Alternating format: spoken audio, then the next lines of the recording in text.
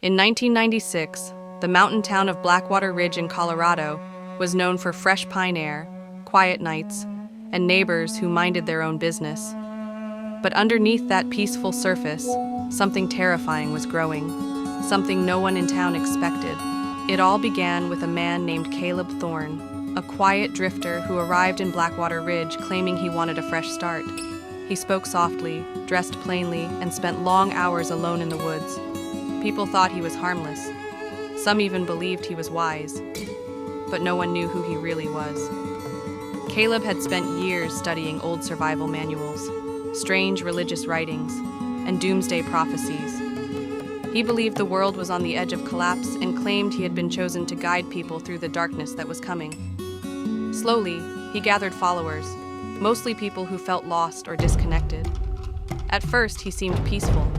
He helped people with their problems and listened to their worries. Many thought he was a healer, but once he earned their trust, his teachings began to change.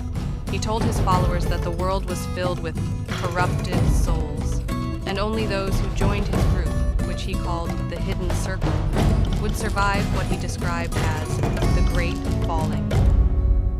Caleb bought an abandoned campground deep in the forest outside Blackwater Ridge.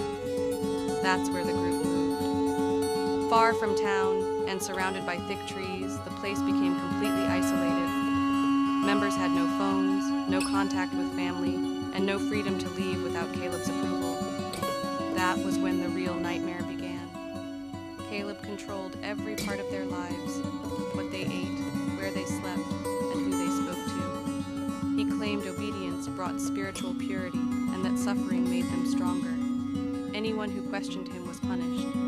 Anyone who doubted him was called broken. Slowly, the Hidden Circle became less of a community and more of a prison.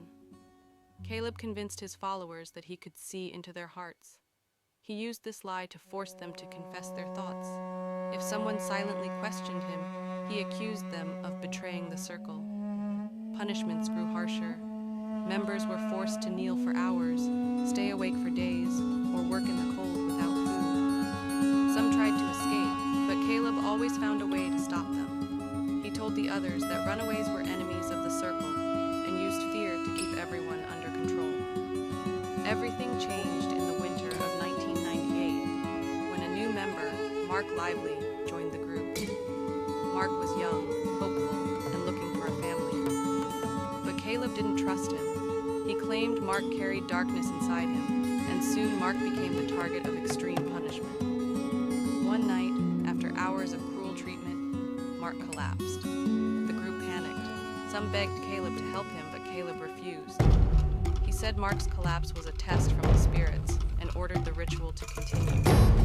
By dawn, Mark was gone. That was the breaking point. Some members realized Caleb had gone too far. Fear turned into guilt, and guilt turned into anger. One woman escaped through the woods and ran miles to a ranger station. Frightened and shaking, she told officers everything she had seen. When authorities reached the campground, they were shocked. They found exhausted members, locked sheds, makeshift punishment rooms, and signs of long-term abuse. Many followers were so brainwashed they still defended Caleb as he was taken away in handcuffs. The evidence was overwhelming. Caleb Thorne was charged with murder, kidnapping, and abuse. At his trial, former members described the fear, manipulation, and control he used to twist peaceful people into tools of his dangerous beliefs. The jury was horrified. Caleb was sentenced to life in prison without parole, and the Hidden Circle was shut down forever. Today, the abandoned campground still sits deep in the Colorado woods. The cabins are empty, the fire pits are cold, and the traces of the Hidden Circle remain hidden beneath fallen leaves.